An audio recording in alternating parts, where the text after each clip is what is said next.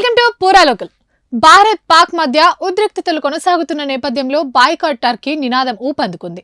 Operation Sindoor జరుగుతున్న సమయంలో పాకిస్తాన్ కు మద్దతిచ్చిన టర్కీ, అజర్బైజాన్లపై మన దేశంలో తీవ్ర వ్యతిరేకత వ్యక్తమవుతుంది.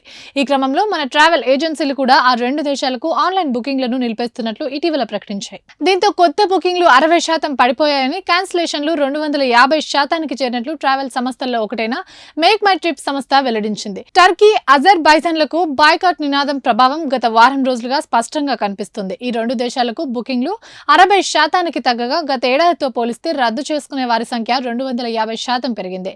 మన దేశానికి సంఘీభావంతో పాటు మన సాయుధ బలగాలపై గౌరవంతో పర్యాటకుల నిర్ణయాన్ని మేము గౌరవిస్తున్నామని మేక్ మై ట్రిప్ వెల్లడించింది.